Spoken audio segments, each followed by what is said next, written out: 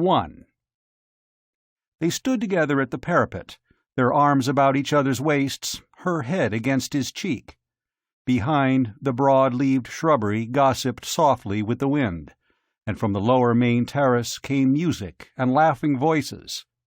The city of Wardshaven spread in front of them, white buildings rising from the wide spaces of green treetops, under a shimmer of sun-reflecting air-cars above. Far away, the mountains were violet in the afternoon haze, and the huge red sun hung in a sky as yellow as a ripe peach. His eye caught a twinkle 10 miles to the southeast, and for an instant he was puzzled. Then he frowned. The sunlight on the 2,000-foot globe of Duke Angus' new ship, the Enterprise, back at the Gorham shipyards after her final trial cruise. Instead, he pressed the girl closer and whispered her name, Elaine, and then, caressing every syllable, Lady Elaine Trask of Traskon. "Oh, no, Lucas!" Her protest was half joking and half apprehensive. "It's bad luck to be called by your married name before the wedding. I've been calling you that in my mind since the night of the Duke's ball, when you were just home from school on Excalibur." She looked up from the corner of her eye. "That's when I started calling me that, too," she confessed. "There's a terrace to the west at Traskon Newhouse," he told her. "Tomorrow we'll have dinner there and watch the sunset together." "I know. I thought that was to be our sunset-watching place." "You've been peeking," he accused. "Traskon Newhouse was to be your surprise." "I always was a present peeker, New Year's and my birthdays. But I only saw it from the air. I'll be very surprised at everything inside," she promised. "And very delighted." And when she'd seen everything, and Traskon Newhouse wasn't a surprise anymore, they'd take a long space trip. He hadn't mentioned that to her yet. To some of the other sword worlds. Excalibur, of course, and Morglay, and Flamberge, and Durendal. No, not Durendal. The war had started there again. But they'd have so much fun. And she would see clear blue skies again, and stars at night. The cloud veil hid the stars from Graham, and Elaine had missed them, since coming home from Excalibur. The shadow of an air-car fell briefly upon them, and they looked up and turned their heads, in time to see it sink with graceful dignity toward the landing stage of Carvel House, and he glimpsed its blazonry, sword and atom symbol, the badge of the ducal house of Ward. He wondered if it were Duke Angus himself, or just some of his people come ahead of him. They should get back to their guests, he supposed. Then he took her in his arms and kissed her, and she responded ardently. It must have been all of 5 minutes since they'd done that before. A slight cough behind them brought them apart and their heads around. It was Caesar Carval, gray-haired and portly, the breast of his blue coat gleaming with orders and decorations, and the sapphire in the pommel of his dress-dagger twinkling. "I thought I'd find you two here," Elaine's father smiled. "You'll have tomorrow and tomorrow and tomorrow together.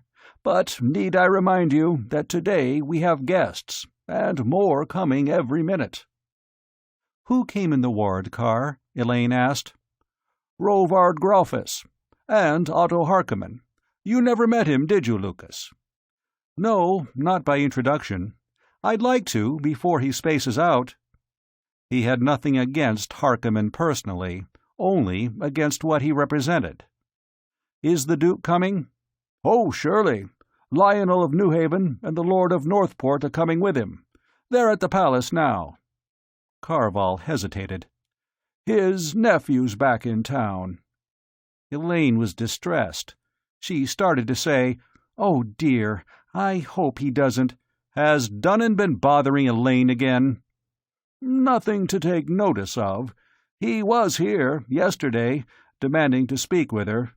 We got him to leave without too much unpleasantness." "It'll be something for me to take notice of, if he keeps it up after tomorrow."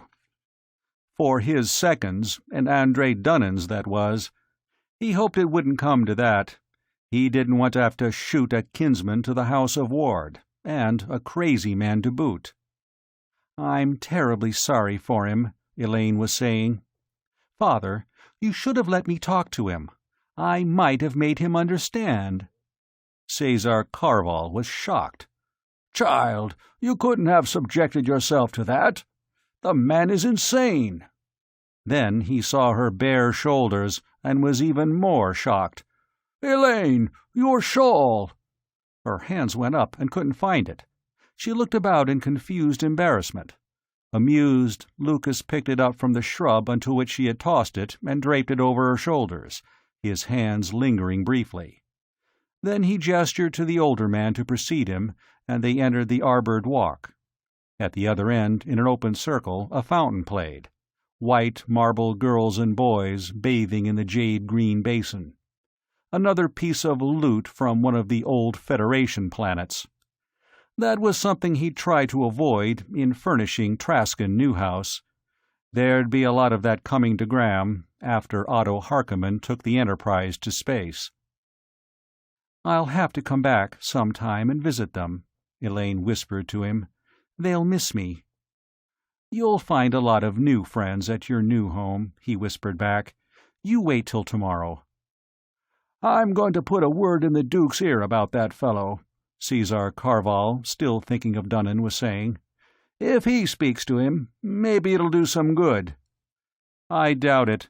I don't think Duke Angus has any influence over him at all."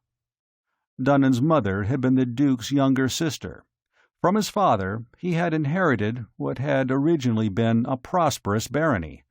Now it was mortgaged to the top of the manor house aerial mast.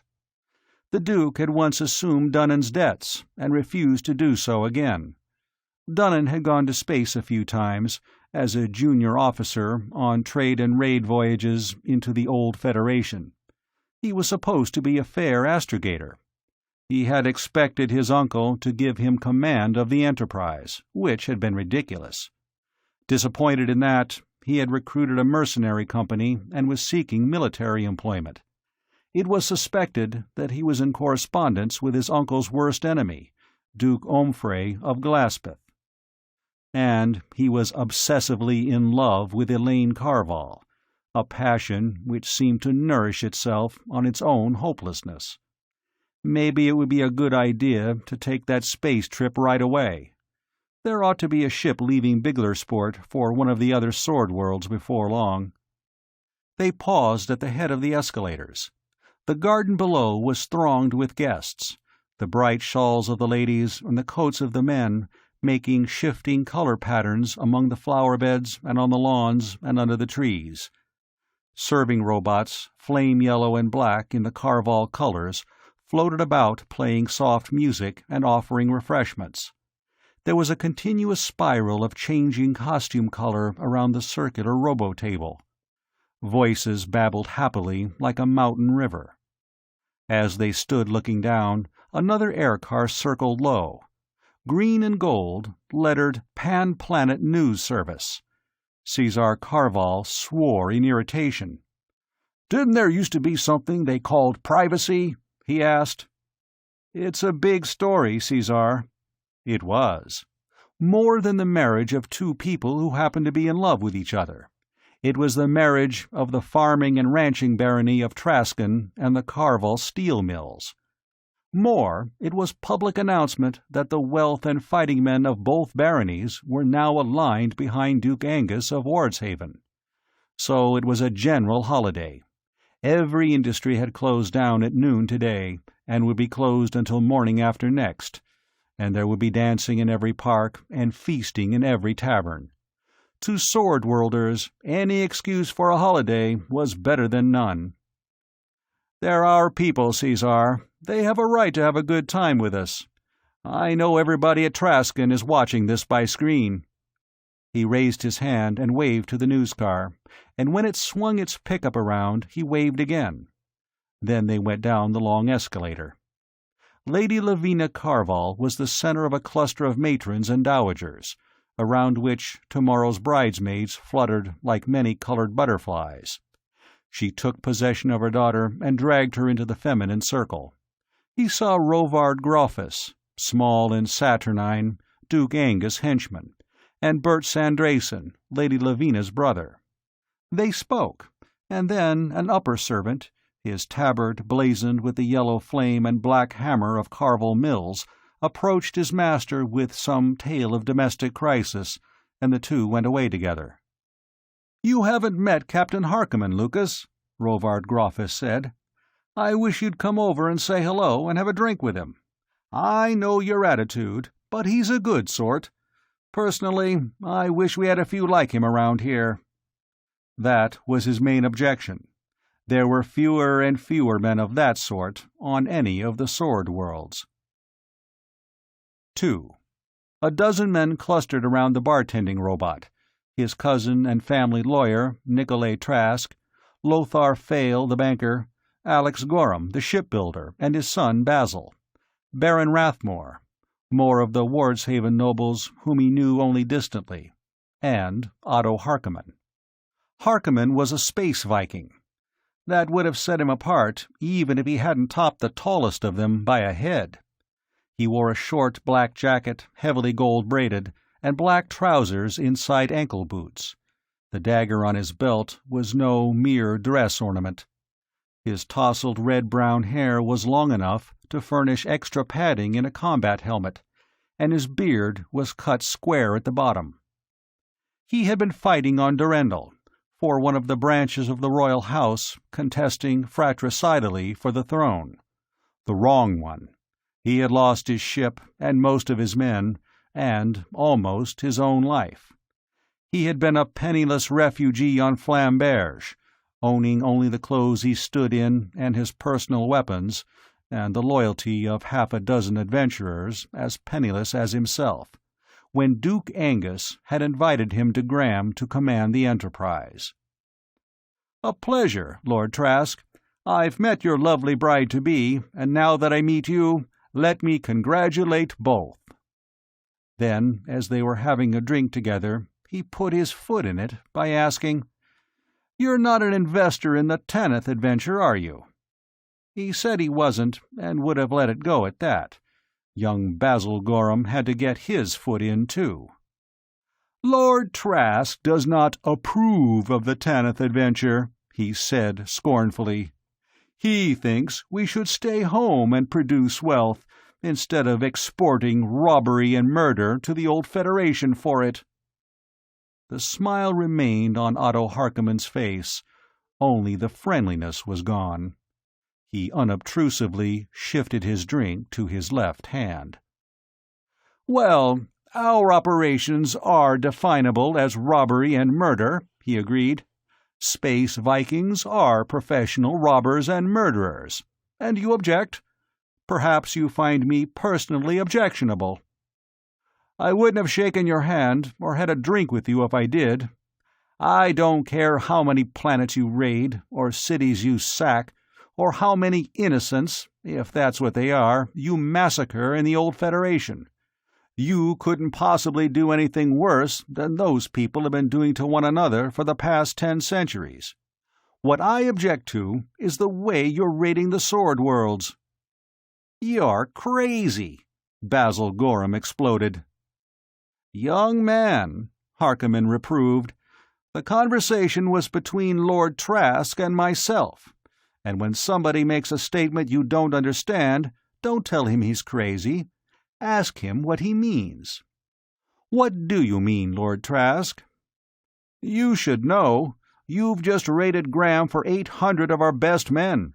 You rated me for close to 40 vaqueros, farm workers, lumbermen, machine operators, and I doubt I'll be able to replace them with as good." He turned to the elder Gorham. "Alex, how many have you lost to Captain Harkonnen?" Gorham tried to make it a dozen. Pressed, he admitted to a score and a half. Roboticians, machine supervisors, programmers, a couple of engineers, a foreman. There was grudging agreement from the others. Bert Sandrason's engine works had lost almost as many, of the same kind. Even Lothar Fail admitted to losing a computer man and a guard sergeant. And after they were gone, the farms and ranches and factories would go on, almost, but not quite as before. Nothing on Gram, nothing on any of the Sword Worlds, was done as efficiently as 3 centuries ago. The whole level of Sword World life was sinking, like the east coastline of this continent, so slowly as to be evident only from the records and monuments of the past. He said as much, and added, "And the genetic loss. The best Sword World genes are literally escaping to space, like the atmosphere of a low-gravity planet, each generation begotten by fathers slightly inferior to the last. It wasn't so bad when the Space Vikings raided directly from the Sword Worlds. They got home once in a while. Now they're conquering planets in the old Federation for bases, and staying there." Everybody had begun to relax. This wouldn't be a quarrel. Harkonnen, who had shifted his drink back to his right hand, chuckled. "That's right. I fathered my share of brats in the old Federation, and I know Space Vikings whose fathers were born on old Federation planets." He turned to Basil Gorham. "You see, the gentleman isn't crazy at all. That's what happened to the Terran Federation, by the way. The good men all left to colonize, and the stuffed shirts and yes-men and herd followers and safety-firsters stayed on Terra and tried to govern the galaxy." "Well, maybe this is all new to you, Captain," Rovard Groffus said sourly, "but Lucas Trask's dirge for the decline and fall of the Sword Worlds is an old song to the rest of us. I have too much to do to stay here and argue." Lothar Fail evidently did intend to stay and argue. "All you're saying, Lucas, is that we're expanding. You want us to sit here and build up population pressure, like Terra in the 1st century? With 3.5 billion people spread out on 12 planets? They had that many on Terra alone, and it took us 8 centuries to reach that." That had been since the 9th century atomic era, at the end of the Big War.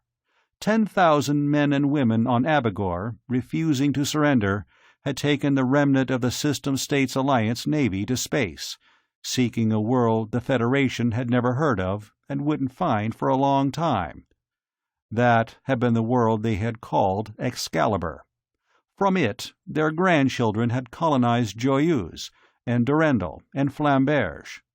Haltaclear had been colonized in the next generation from Joyeuse, and Gram from Haltaclear. "We're not expanding, Lothar. We're contracting. We stopped expanding 350 years ago, when that ship came back to Morglay from the old Federation and reported what had been happening out there since the Big War. Before that, we were discovering new planets and colonizing them. Since then, we've been picking the bones of the dead Terran Federation." Something was going on by the escalators to the landing stage. People were moving excitedly in that direction, and the news cars were circling like vultures over a sick cow. Harkonnen wondered, hopefully, if it mightn't be a fight. "Some drunk being bounced," Nicolay, Lucas' cousin, commented. "Caesar's let all Wardshaven in here today. But Lucas, this Tanith adventure, we're not making any hit-and-run raid. We're taking over a whole planet.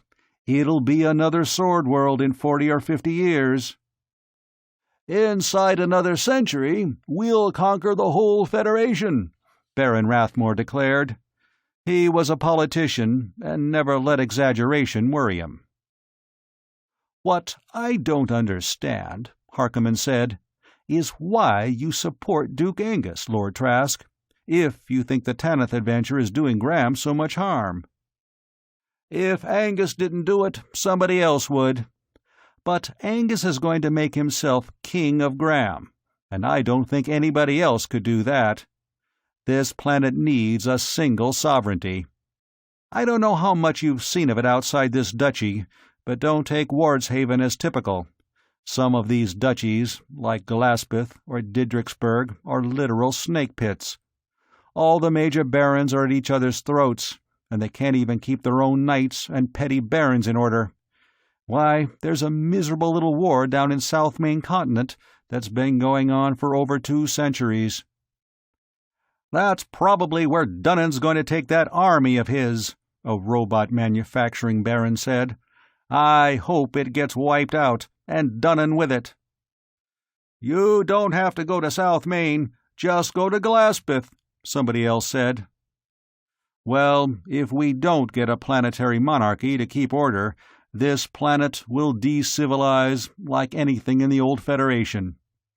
"Oh, come, Lucas," Alex Gorham protested.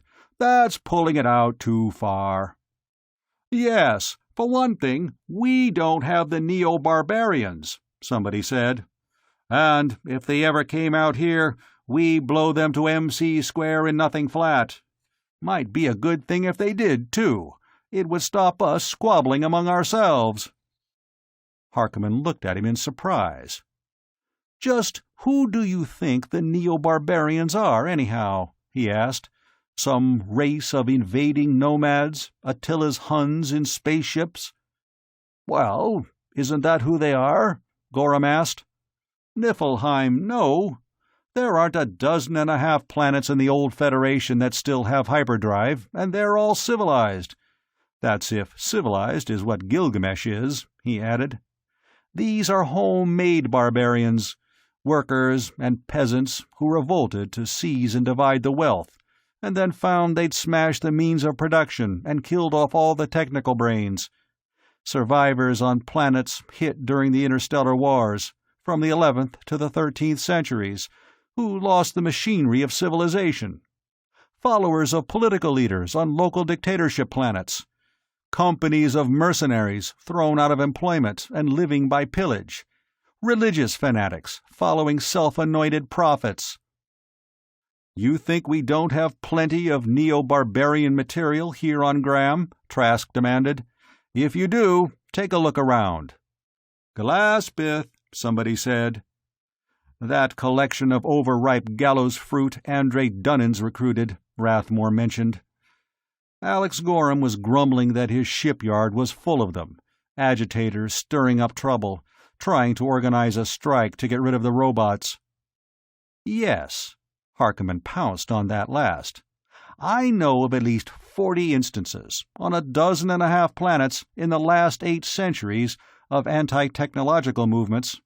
They had them on Terra, back as far as the 2nd century pre-atomic, and after Venus seceded from the First Federation, before the Second Federation was organized." "You're interested in history?" Rathmore asked. "A hobby. All spacemen have hobbies. There's very little work aboard ship in hyperspace.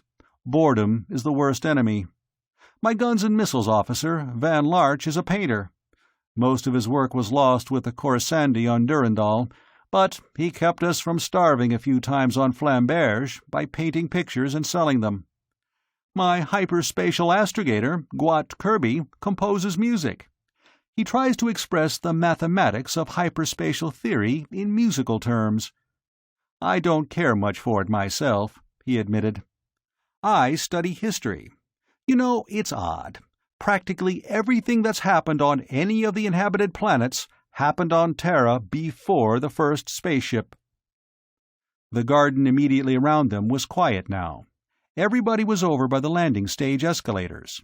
Harkonnen would have said more, but at that moment he saw 6 of Caesar Carval's uniformed guardsmen run past. They were helmeted and in bulletproofs. One of them had an auto-rifle, and the rest carried knobbed plastic truncheons. The Space Viking set down his drink. "Let's go," he said. "Our host is calling up his troops. I think the guests ought to find battle stations, too." 3. The gaily dressed crowd formed a semicircle facing the landing stage escalators. Everybody was staring in embarrassed curiosity, those behind craning over the shoulders of those in front. The ladies had drawn up their shawls in frigid formality. Many had even covered their heads. There were 4 news service cars hovering above. Whatever was going on was getting a planet-wide screen showing. The Carval guardsmen were trying to get through. Their sergeant was saying over and over, "Please, ladies and gentlemen, your pardon, noble sir," and getting nowhere. Otto Harkonnen swore disgustedly and shoved the sergeant aside. "Make way here," he bellowed. "Let these guards pass." With that, he almost hurled a gaily dressed gentleman aside on either hand. They both turned to glare angrily, then got hastily out of his way. Mediating briefly on the uses of bad manners in an emergency, Trask followed with the others. The big Space Viking plowed to the front, where Caesar Carval and Rovard Groffus and several others were standing. Facing them, 4 men in black cloaks stood with their backs to the escalators. 2 were common folk retainers, hired gunmen to be precise. They were at pains to keep their hands plainly in sight, and seemed to be wishing themselves elsewhere. The man in front wore a diamond sunburst jewel on his beret, and his cloak was lined with pale blue silk. His thin, pointed face was deeply lined about the mouth and penciled with a thin black mustache. His eyes showed white all around the irises, and now and then his mouth would twitch in an involuntary grimace. Andre Dunnan. Trask wondered briefly how soon he would have to look at him from 25 meters over the sights of a pistol. The face of the slightly taller man who stood at his shoulder was paper white, expressionless, with a black beard. His name was Neville Orme. Nobody was quite sure whence he had come, and he was Dunnan's henchman and constant companion. "You lie!" Dunnan was shouting. "You lie damnably, in your stinking teeth, all of you! You've intercepted every message she's tried to send me." "My daughter has sent you no messages, Lord Dunnan," Caesar Carval said with forced patience. "None but the one I just gave you, that she wants nothing whatever to do with you." "You think I believe that? You're holding her a prisoner. Satan only knows how you've been torturing her to force her into this abominable marriage." There was a stir among the bystanders. That was more than well-mannered restraint could stand. Out of the murmur of incredulous voices, one woman's was quite audible. "Well, really, he actually is crazy." Dunnan, like everybody else, heard it. "Crazy, am I?" he blazed. "Because I can see through this hypocritical sham? Here's Lucas Trask. He wants an interest in Carval Mills. And here's Caesar Carval. He wants access to iron deposits on Traxan land. And my loving uncle, he wants the help of both of them in stealing Omfrey of Glaspith's duchy. And here's this loan shark of a Fail, trying to claw my lands away from me. And Rovard Groffus, the fetch dog of my uncle, who won't lift a finger to save his kinsman from ruin. And this foreigner Harkonnen, who swindled me out of command of the Enterprise. You're all plotting against me." "Sir Neville," Groffus said, "you can see that Lord Dunnan's not himself. If you're a good friend to him, you'll get him out of here before Duke Angus arrives." Orme leaned forward and spoke urgently in Dunnan's ear. Dunnan pushed him angrily away. "Great Satan! Are you against me too?" he demanded. Orme caught his arm. "You fool! Do you want to ruin everything? Now—" He lowered his voice. The rest was inaudible. "No, curse you! I won't go till I've spoken to her, face to face." There was another stir among the spectators. The crowd was parting, and Elaine was coming through, followed by her mother and Lady Sandrason and 5 or 6 other matrons. They all had their shawls over their heads, right ends over left shoulders. They all stopped except Elaine, who took a few steps forward and confronted Andre Dunnan. He had never seen her look more beautiful, but it was the icy beauty of a honed dagger. "Lord Dunnan, what do you wish to say to me?" she asked. "Say it quickly, and then go. You are not welcome here." "Elaine!" Dunnan cried, taking a step forward. "Why do you cover your head? Why do you speak to me as a stranger? I am Andre, who loves you. Why are you letting them force you into this wicked marriage?" "No one is forcing me. I am marrying Lord Trask willingly and happily because I love him. Now please go, and make no more trouble at my wedding." "That's a lie. They're making you say that. You don't have to marry him. They can't make you. Come with me now. They won't dare stop you. I'll take you away from all these cruel, greedy people. You love me. You've always loved me. You've told me you loved me, again and again." Yes, in his own private dream world, a world of fantasy that had now become Andre Dunnan's reality, in which an Elaine Carval, whom his imagination had created, existed only to love him. Confronted by the real Elaine, he simply rejected the reality. "I never loved you, Lord Dunnan, and I never told you so. I never hated you either, but you are making it very hard for me not to. Now go, and never let me see you again." With that, she turned and started back through the crowd, which parted in front of her.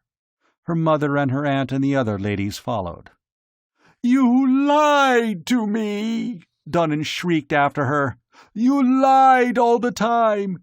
You're as bad as the rest of them, all scheming and plotting against me, betraying me. I know what it's about. You all want to cheat me of my rights, and keep my usurping uncle on the ducal throne. And you false-hearted harlot, you're the worst of them all!" Sir Neville Orme caught his shoulder and spun him around, propelling him toward the escalators. Dunnan struggled, screaming inarticulately like a wounded wolf. Orme was cursing furiously. "You two!" he shouted. "Help me here! Get hold of him!" Dunnan was still howling as they forced him onto the escalator, the backs of the two retainers' cloaks, badged with the Dunnan crescent, light blue on black, hiding him. After a little, an air car with the blue crescent blazonry lifted and sped away. "Lucas, he's crazy," Caesar Carval was insisting. "Elaine hasn't spoken 50 words to him since he came back from his last voyage." He laughed and put a hand on Carval's shoulder. "I know that, Caesar. You don't think, do you, that I need assurance of it?" "Crazy. I'll say he's crazy," Rovald Groffus put in. "Did you hear what he said about his rights? Wait till his grace hears about that." "Does he lay claim to the ducal throne, Sir Rovard?" Otto Harkonnen asked, sharply and seriously. "Oh, he claims that his mother was born a year and a half before Duke Angus, and the true date of her birth falsified to give Angus the succession. Why, his present grace was 3 years old when she was born. I was old Duke Fergus Esquire. I carried Angus on my shoulder when Andre Dunnan's mother was presented to the lords and barons the day after she was born." "Of course he's crazy," Alex Gorham agreed. "I don't know why the Duke doesn't have him put under psychiatric treatment." "I'd put him under treatment," Harkonnen said, drawing a finger across under his beard. "Crazy men who pretend to thrones are bombs that ought to be deactivated before they blow things up." "We couldn't do that," Groffus said. "After all, he's Duke Angus' nephew." "I could do it," Harkonnen said. "He only has 300 men in this company of his. Why you people ever let him recruit them, Satan only knows," he parenthesized. "I have 800. 500 ground fighters. I'd like to see how they shape up in combat before we space out. I can have them ready for action in 2 hours, and it'd be all over before midnight." "No, Captain Harkonnen, His Grace would never permit it," Groffus vetoed.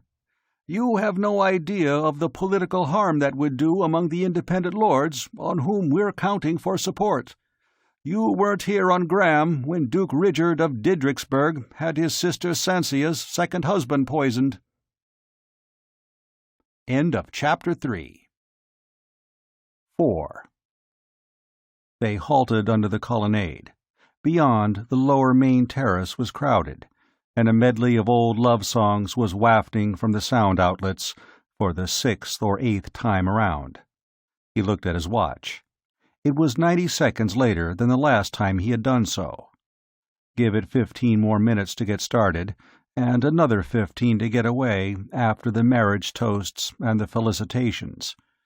And no marriage, however pompous, lasted more than half an hour. An hour, then, till he and Elaine would be in the air car, bulleting toward Traskon. The love song stopped abruptly. After a momentary silence, a trumpet, considerably amplified, blared the ducal salute. The crowd stopped shifting, the buzz of voices ceased. At the head of the landing stage escalators there was a glow of color, and the ducal party began moving down. A platoon of guards in red and yellow, with gilded helmets and tasselled halberds. An esquire bearing the sword of state. Duke Angus with his council, Otto Harkonnen among them, the Duchess Flavia and her companion ladies, the household gentlemen and their ladies, more guardsmen. There was a great burst of cheering. The new service air cars got into position above the procession. Cousin Nicolay and a few others stepped out from between the pillars and into the sunlight. There was a similar movement at the other end of the terrace. The ducal party reached the end of the central walkway, halted, and deployed. "All right, let's shove off," Cousin Nicolay said, stepping forward. 10 minutes since they had come outside, another 5 to get into position. 50 minutes now, till he and Elaine, Lady Elaine Trask of Traskon, for real and for always, would be going home. "Sure the car's ready?" he asked for the 100th time. His cousin assured him that it was. Figures in Carval black and flame yellow appeared across the terrace. The music began again, this time the stately Noble's Wedding March, arrogant and at the same time tender.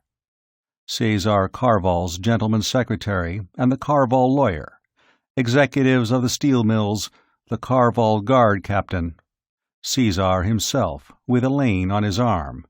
She was wearing a shawl of black and yellow. He looked around in sudden fright. "For the love of Satan, where's our shawl?" he demanded, and then relaxed when one of his gentlemen exhibited it, green and tawny in Traskon colors. The bridesmaids, led by Lady Lavina Carval.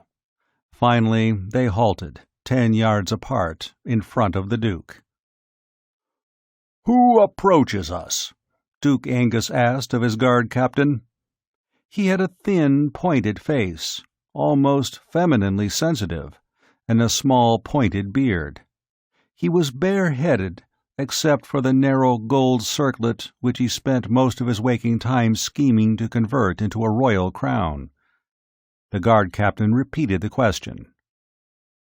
"I am Sir Nicolay Trask. I bring my cousin and liege lord, Lucas, Lord Trask, Baron of Traskon. He comes to receive the lady Demoiselle Elaine, daughter of Lord Cesar Carval, Baron of Carval Mills, and the sanction of your grace to the marriage between them." Sir Maximon Zorge, Cesar Carval's henchman, named himself and his lord. They brought the lady Demoiselle Elaine to be wed to Lord Trask of Traskon. The Duke, satisfied that these were persons whom he could address directly, asked if the terms of the marriage agreement had been reached. Both parties affirmed this. Sir Maximon passed a scroll to the Duke. Duke Angus began to read the stiff and precise legal phraseology. Marriages between noble houses were not matters to be left open to dispute. A great deal of spilled blood and burned powder had resulted from ambiguity on some point of succession, or inheritance, or dower rights. Lucas bore it patiently. He didn't want his great-grandchildren and Elaine's shooting it out over a matter of a misplaced comma. "And these persons here before us do enter into this marriage freely?" the Duke asked, when the reading had ended. He stepped forward as he spoke, and his esquire gave him the two-hand sword of state, heavy enough to behead a bisonoid. Trask stepped forward. Caesar Carval brought Elaine up. The lawyers and henchmen obliqued off to the sides. "How say you, Lord Trask?" he asked, almost conversationally. "With all my heart, your grace." "And you, Lady Demoiselle Elaine?" "It is my greatest wish, your grace." The Duke took the sword by the blade and extended it. They laid their hands on the jeweled pommel. "And do you and your houses avow us, Angus, Duke of Wardshaven, to be your sovereign prince, and pledge fealty to us and to our legitimate and lawful successors?" "We do." Not only he and Elaine, but all around them. And all the throng in the gardens answered, the spectators in shouts. Very clearly, above it all, somebody, with more enthusiasm than discretion, was bawling, "Long live Angus, the first of Graham! And we, Angus, do confer upon you too, and your houses, the right to wear our badge as you see fit, and pledge ourselves to maintain your rights against any and all who may presume to invade them. And we declare that this marriage between you two, and this agreement between your respective houses, does please us, and we avow you two, Lucas and Elaine, to be lawfully wed, and whoso questions this marriage challenges us, in our teeth and to our despite." That wasn't exactly the wording used by a ducal lord on Graham. It was the formula employed by a planetary king, like Napoleon of Flamberge, or Rodolphe of Excalibur. And, now that he thought of it, Angus had consistently used the royal first-person plural. Maybe that fellow who had shouted about Angus the First of Graham had only been doing what he'd been paid to do.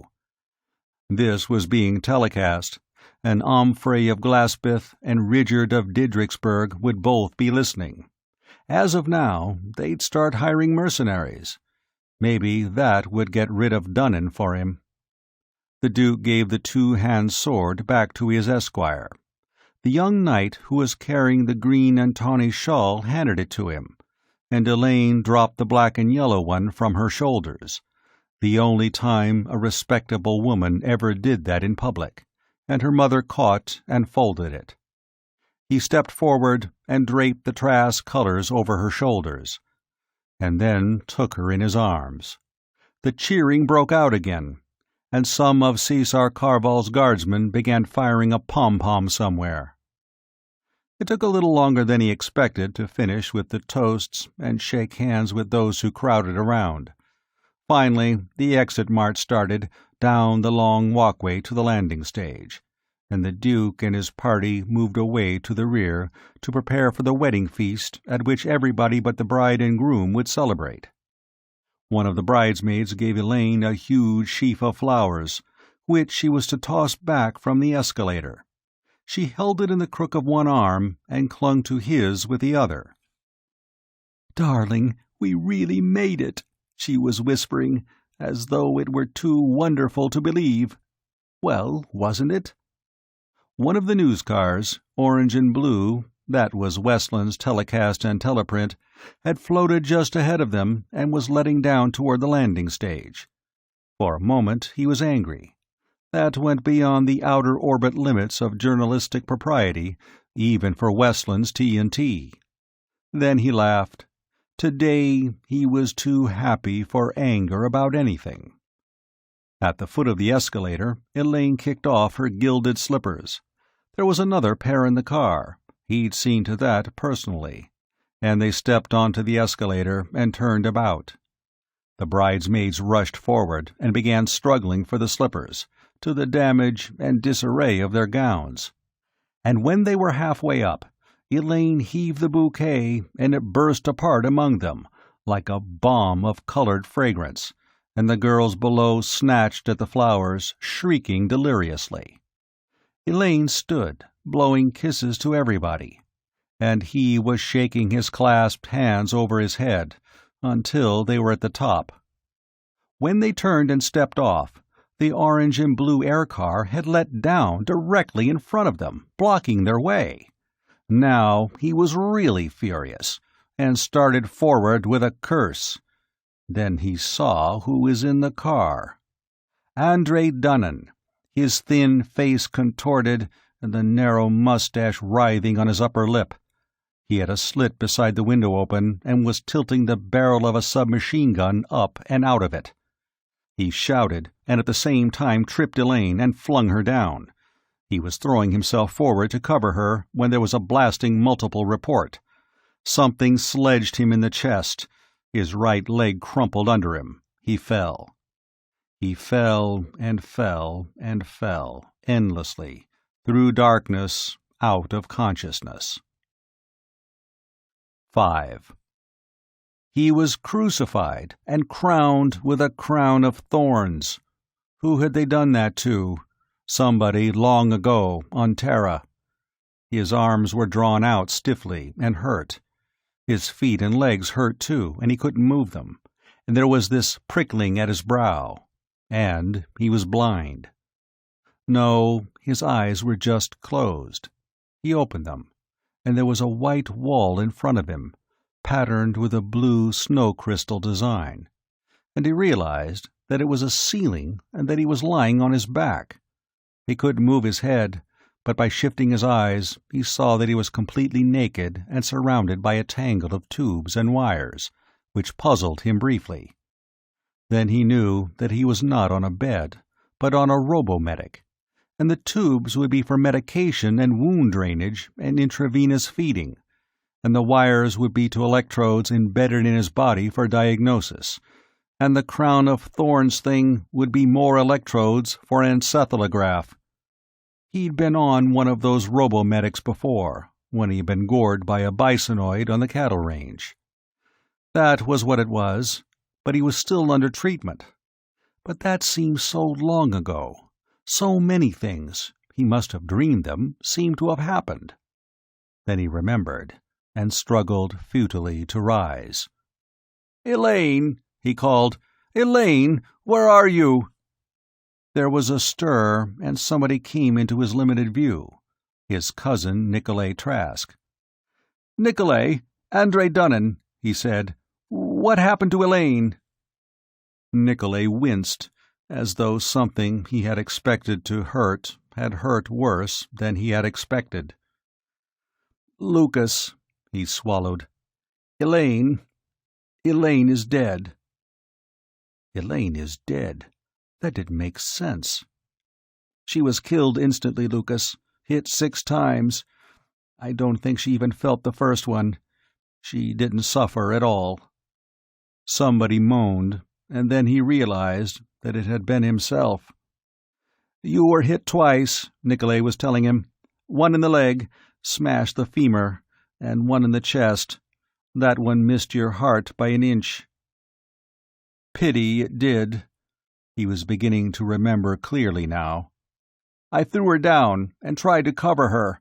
I must have thrown her straight into the burst and only caught the last of it myself. There was something else. Oh, yes. Dunnan, did they get him?" Nikolay shook his head. "He got away, stole the Enterprise, and took her off-planet. I want to get him myself." He started to rise again. Nikolay nodded to someone out of sight. A cool hand touched his chin, and he smelled a woman's perfume. Nothing at all like Elaine's. Something like a small insect bit him on the neck. The room grew dark. Elaine was dead. There was no more Elaine, nowhere at all. Why, that must mean there was no more world. So that was why it had gotten so dark. He woke again, fitfully, and it would be daylight, and he could see the yellow sky through an open window, or it would be night, and the wall lights would be on. There would always be somebody with him. Nikolay's wife, Dame Cecilia, Rovard Groffus, Lady Lavina Carval. He must have slept a long time, for she was much older than he remembered. And her brother, Bert Sandrason. and a woman with dark hair, in a white smock with a gold caduceus on her breast. Once Duchess Flavia, and once Duke Angus himself. He asked where he was, not much caring. They told him at the ducal palace. He wished they'd all go away and let him go wherever Elaine was. Then it would be dark, and he would be trying to find her, because there was something he wanted desperately to show her. Stars in the sky at night, that was it. But there were no stars. There was no Elaine. There was no anything. And he wished that there was no Lucas Trask either. But there was an Andre Dunnan. He could see him standing, black-cloaked on the terrace, the diamonds in his beret jewel glittering evilly. He could see the mad face peering at him over the rising barrel of the submachine gun. And then he would hunt for him without finding him, through the cold darkness of space. The waking periods grew longer, and during them his mind was clear. They relieved him of his crown of electronic thorns. The feeding tubes came out, and they gave him cups of broth and fruit juice. He wanted to know why he had been brought to the palace. "About the only thing we could do," Rovard Groffus told him. "They had too much trouble at Carvel House as it was. You know, Caesar got shot too." No. So that was why Caesar hadn't come to see him. "Was he killed?" "Wounded. He's in worse shape than you are. When the shooting started, he went charging up the escalator. Didn't have anything but his dress dagger. Dunnan gave him a quick burst. I think that was why he didn't have time to finish you off. By that time, the guards who had been shooting blanks from that rapid-fire gun got in a clip of live rounds and fired at him. He got out of there as fast as he could. They have Caesar on a robomedic like yours. He isn't in any danger." The drainage tubes and medication tubes came out. The tangle of wires around him was removed, and the electrodes with them. They bandaged his wounds and dressed him in a loose robe and lifted him from the robomedic to a couch, where he could sit up when he wished. They began giving him solid food, and wine to drink, and allowed him to smoke.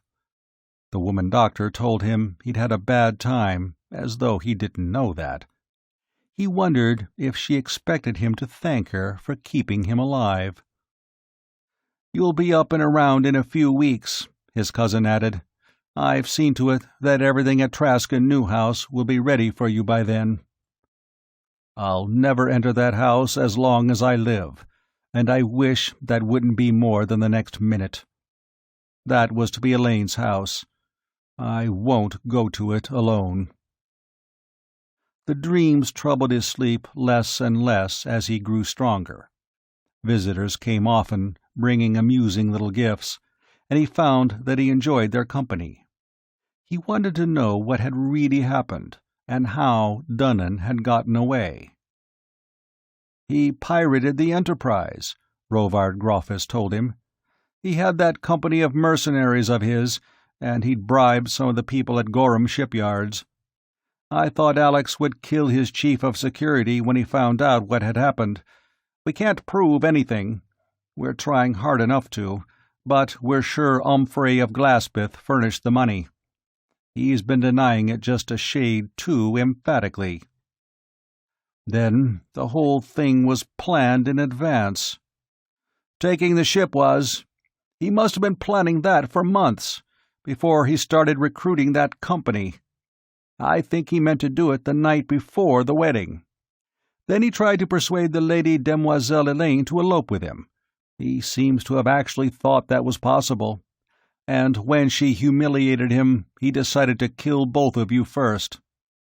He turned to Otto Harkonnen, who had accompanied him. "As long as I live, I'll regret not taking you at your word and accepting your offer then." "How did he get hold of that Westlands telecast and teleprint car?" "Oh, the morning of the wedding, he screened Westland's editorial office and told them he had an inside story on the marriage, and why the Duke was sponsoring it.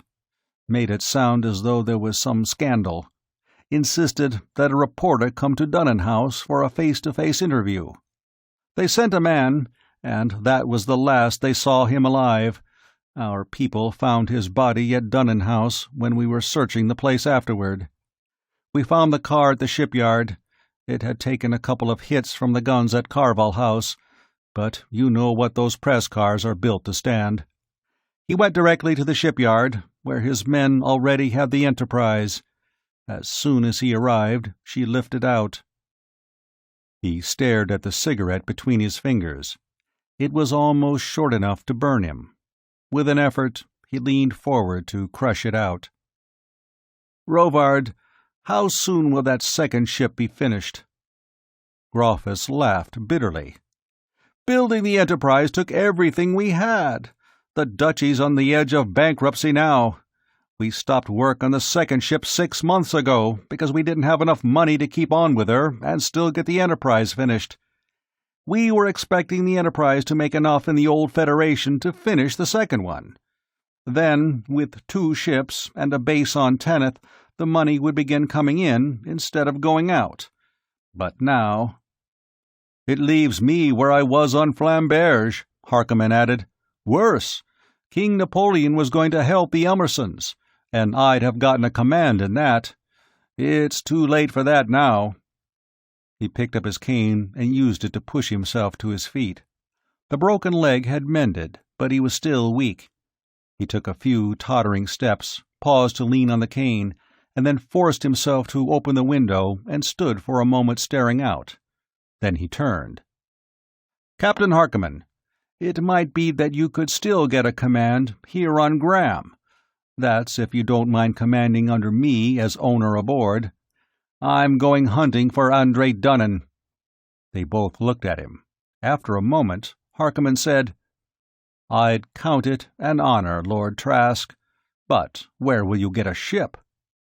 "She's half finished now. You already have a crew for her. Duke Angus can finish her for me and pay for it by pledging his new barony of Traskon."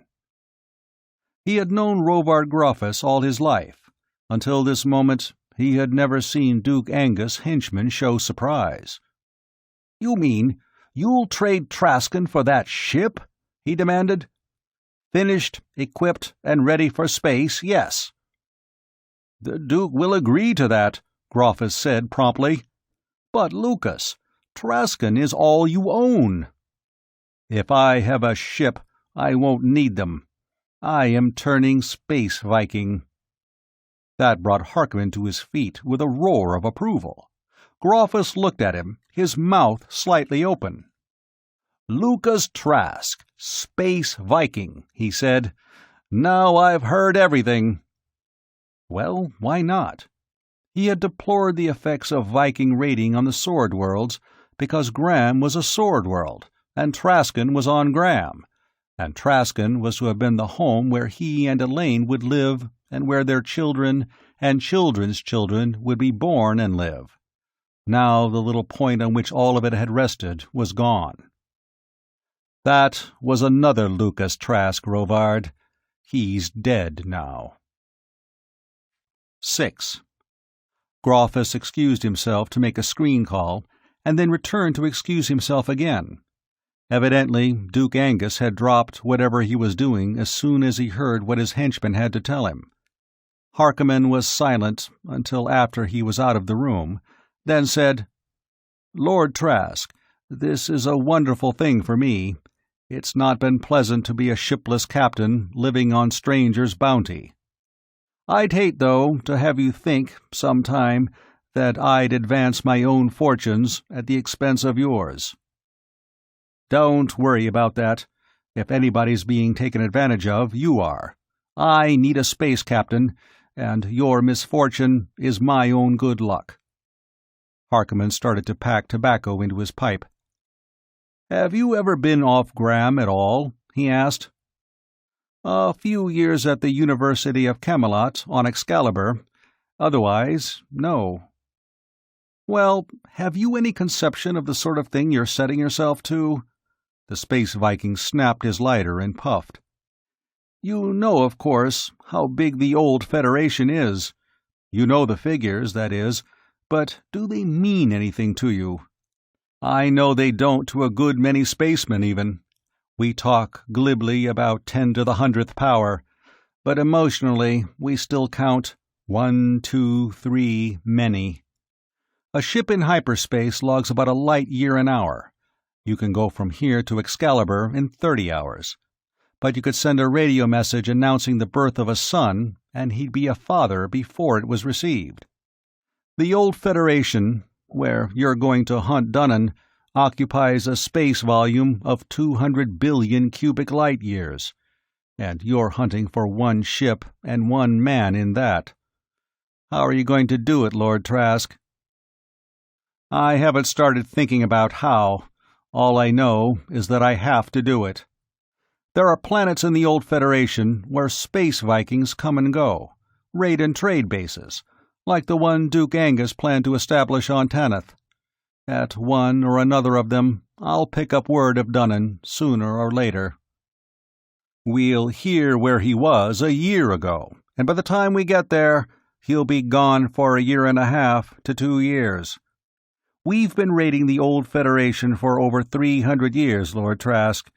At present, I'd say there are at least 200 Space Viking ships in operation.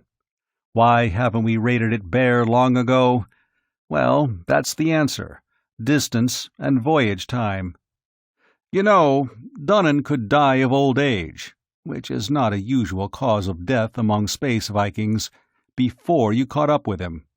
And your youngest ship's boy could die of old age before he found out about it. Well, I can go hunting for him till I die, then. There's nothing else that means anything to me. I thought it was something like that. I won't be with you all your life. I want a ship of my own, like the Coruscandi, that I lost on Durandal. Someday I'll have one. But till you can command your own ship, I'll command her for you. That's a promise. Some note of ceremony seemed indicated. Summoning a robot, he had it pour wine for them, and they pledged each other. Rovard Groffus had recovered his aplomb by the time he returned accompanied by the Duke. If Angus had ever lost his, he gave no indication of it.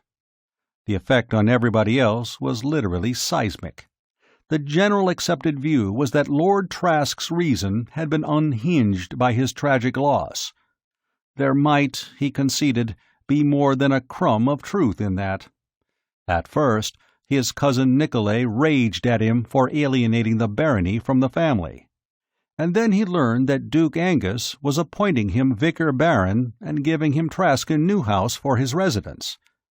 Immediately, he began acting like one at the deathbed of a rich grandmother. The Wardshaven financial and industrial barons, whom he had known only distantly on the other hand, came flocking around him, offering assistance and hailing him as the savior of the duchy. Duke Angus' credit, almost obliterated by the loss of the Enterprise, was firmly re-established, and theirs with it. There were conferences at which lawyers and bankers argued interminably. He attended a few at first, found himself completely uninterested, and told everybody so. All he wanted was a ship. The best ship possible, as soon as possible. Alex Gorham had been the first to be notified. He had commenced work on the unfinished sister ship of the Enterprise immediately. Until he was strong enough to go to the shipyard himself, he watched the work on the 2,000-foot globular skeleton by screen, and conferred either in person or by screen with engineers and shipyard executives. His rooms at the Ducal Palace were converted, almost overnight, from sick rooms to offices. The doctors, who had recently been urging him to find new interests and activities, were now warning of the dangers of overexertion. Harkonnen finally added his voice to theirs. "You take it easy, Lucas." They had dropped formality and were on a first-name basis now. "You got hulled pretty badly. You let damage control work on you, and don't strain the machinery till it's fixed. We have plenty of time. We're not going to get anywhere chasing Dunnan. The only way we can catch him is by interception. The longer he moves around in the old Federation before he hears we're after him, the more of a trail he'll leave. Once we can establish a predictable pattern, we'll have a chance. Then, sometime, he'll come out of hyperspace somewhere and find us waiting for him. Do you think he went to Tanith? Harkonnen heaved himself out of his chair and prowled about the room for a few minutes. Then he came back and sat down again. No, that was Duke Angus' idea, not his. He couldn't put in a base on Tanith anyhow. You know the kind of a crew he has. There had been an extensive inquiry into Dunnan's associates and accomplices. Duke Angus was still hoping for positive proof to implicate Omfrey of Glaspith in the piracy. Dunnan had with him 12.5 employees of the Gorham shipyards, whom he had corrupted. There was some technical ability among them, but for the most part they were agitators and troublemakers and incompetent workmen. Even under the circumstances, Alex Gorham was glad to see the last of them. As for Dunnan's own mercenary company, there were about a score of former spacemen among them, the rest graded down from bandits through thugs and sneak thieves to barroom bums. Dunnan himself was an astrogator, not an engineer. "That gang aren't even good enough for routine raiding," Harkonnen said. "They'd never under any circumstances be able to put a base on Tanith. Unless Dunnan's completely crazy, which I doubt, he's gone to some regular Viking base planet, like Hoth, or Nergal, or Dagon, or Zoxchill, to recruit officers and engineers and able spacemen. All that machinery and robotic equipment and so on that was going to Tanith, was that aboard when he took the ship?" "Yes, and that's another reason why he'd go to some planet like Hoth or Nergal or Zoxchill. On a Viking-occupied planet in the old Federation, that stuff's almost worth its weight in gold." "What's Tanith like?" "Almost completely Terra-type, third of a Class G sun. Very much like Haltaclear or Flamberge. It was one of the last planets the Federation colonized before the Big War. Nobody knows what happened exactly. There wasn't any interstellar war. At least, you don't find any big slag puddles where cities used to be.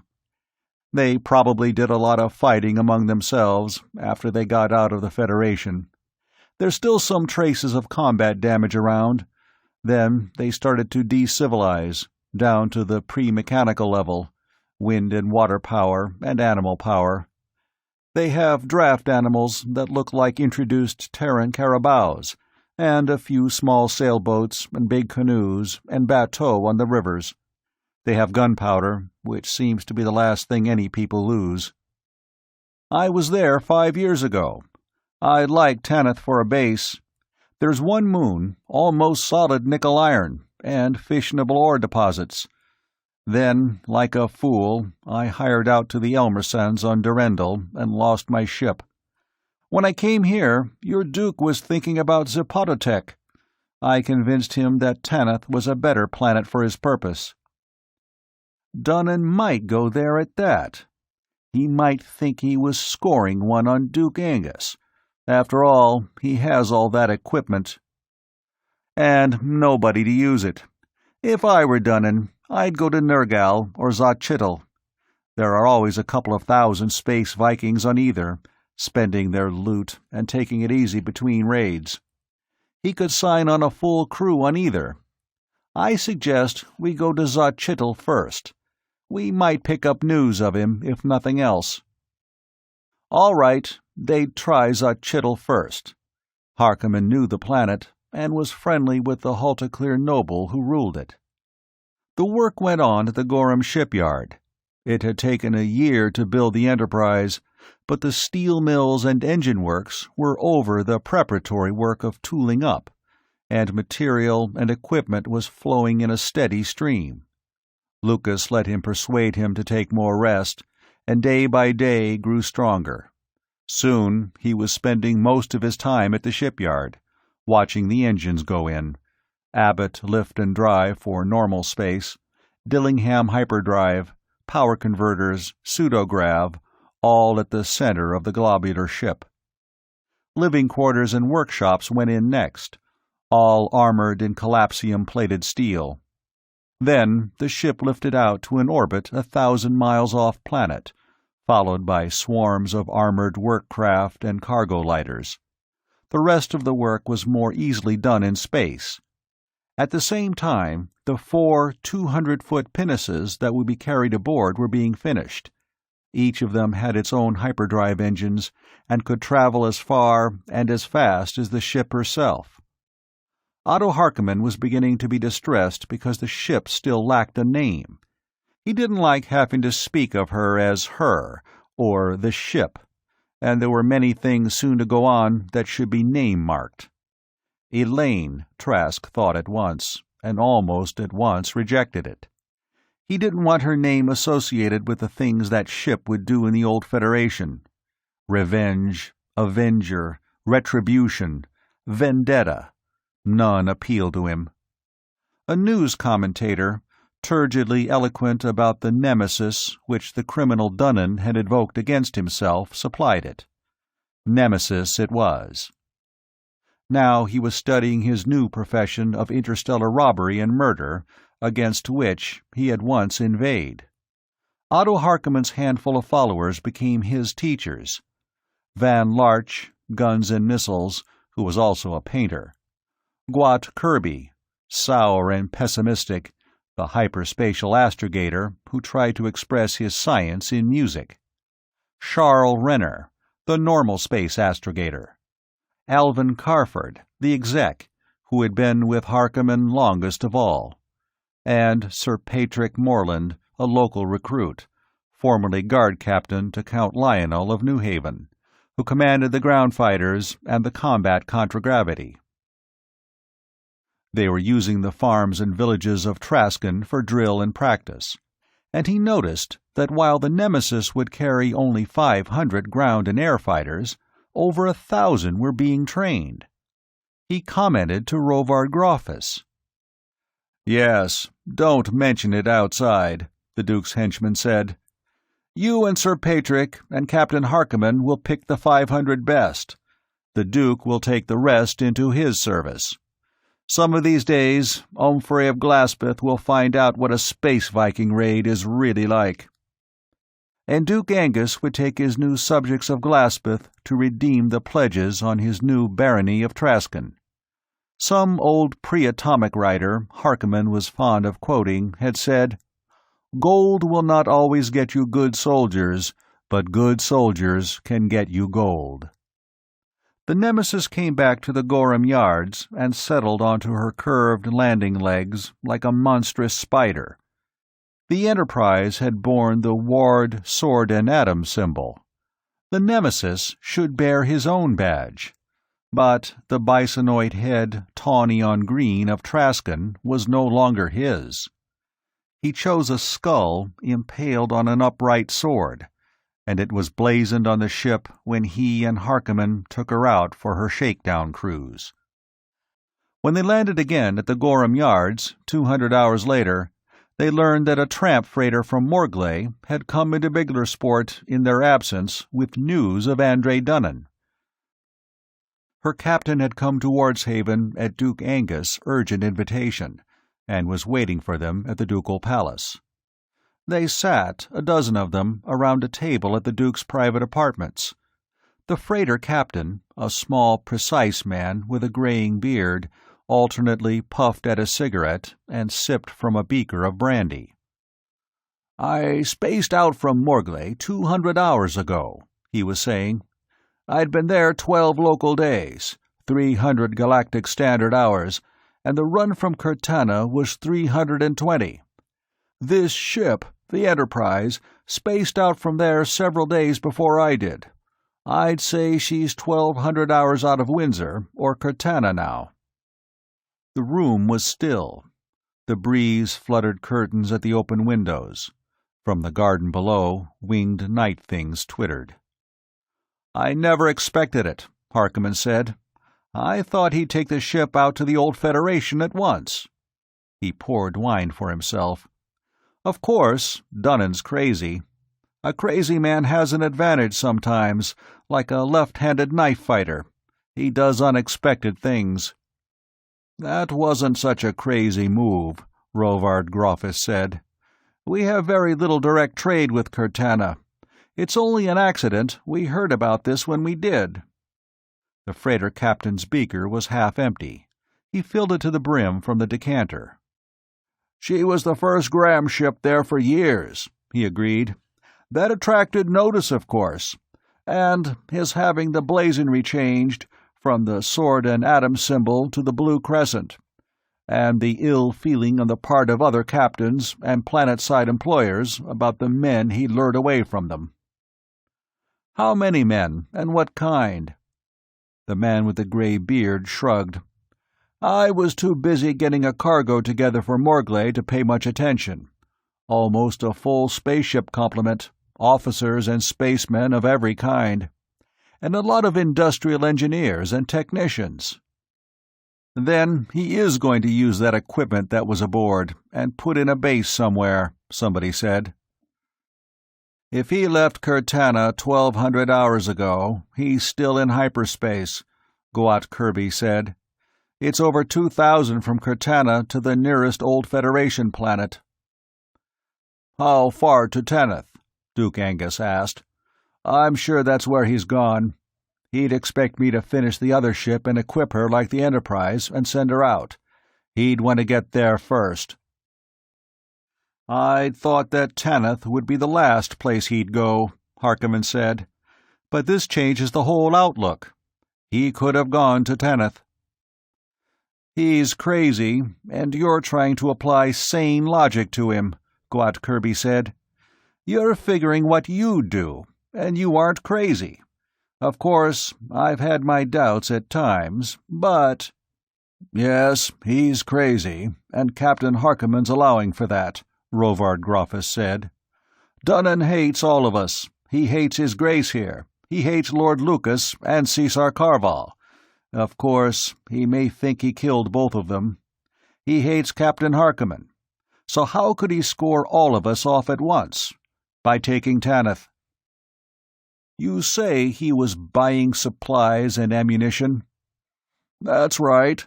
Gun ammunition, ship's missiles, and a lot of ground defense missiles." "What was he buying them with? Trading machinery?" "No, gold." "Yes, Lothar Fail found out that a lot of gold was transferred to Dunnan from banks in Glaspeth and Didriksburg," Groffus said. "He got that aboard when he took the ship, evidently." "All right," Trask said. "We can't be sure of anything, but we have some reasons for thinking he went to Tanith, and that's more than we have for any other planet in the old Federation. I won't try to estimate the odds against our finding him there, but they're a good deal bigger anywhere else. We'll go there first." End of Chapter 6.